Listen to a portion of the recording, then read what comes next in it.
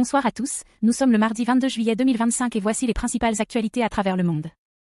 Diplomatie et conflits. Ukraine-Russie, des pourparlers de paix reprennent à Istanbul, alors même que la Russie a intensifié ses frappes par drone, 42 attaques, blessant une douzaine de civils, signe d'une tension persistante malgré les efforts diplomatiques.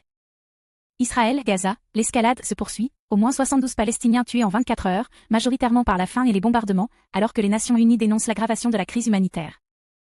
États-Unis-UNESCO, annonce du retrait américain de l'UNESCO d'ici fin 2026, accusant l'organisation de biais anti-Israël et de dérives contraceptrices de l'éducation mondiale. Relations Inde-Royaume-Uni, le Premier ministre Modi est attendu à Londres les 2-3-4 juillet pour signer un accord de libre-échange, une étape clé vers un partenariat stratégique renforcé. Économie et commerce. Pétrole mondial, l'OPEP et l'AIE révisent à la baisse leurs prévisions de demande en 2025, 1,3 mbj et 0,7 mbj respectivement, les analystes jugent ces estimations trop prudentes, l'Asie montrant un rebond de ses importations. Croissance du Golfe, la Banque mondiale anticipe plus 3,2% de croissance pour les pays du CCG en 2025, grâce à une diversification et un investissement ciblé, éducation, infrastructure, énergie verte. Tension commerciale globale, tarifs en hausse, le sénateur Graham évoque des taxes à 100% sur les importations chinoises, indiennes ou brésiliennes, alors que l'AIE-POM avise les droits US mis à mal sur la croissance mondiale.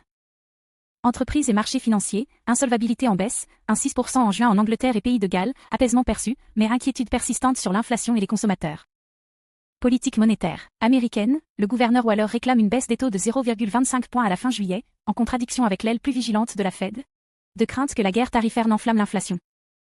G20 à Durban, le Canada appelle à ne pas normaliser l'incertitude économique, mise en lumière à Durban, plaidant pour des investissements en infrastructures et en Afrique. Culture et société. Patrimoine mondial, ajout de 26 nouveaux sites au patrimoine de l'UNESCO, dont les palais de Louis II, Allemagne, les mégalithes de Karnak, France, et le canyon de la rivière Peruaçu, Brésil, un signal de renforcement de la conservation et du tourisme culturel.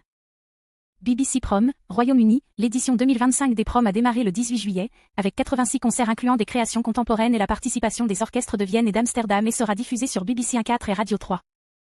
Lifestyle, People, engagement de Paul Wesley, ex-Vampire Diaries, avec la mannequin et entrepreneur brésilienne-allemande Nathalie Kuchenbourg, portée sur la mode éthique, à l'occasion d'une romance célébrée sur la côte amalfitaine.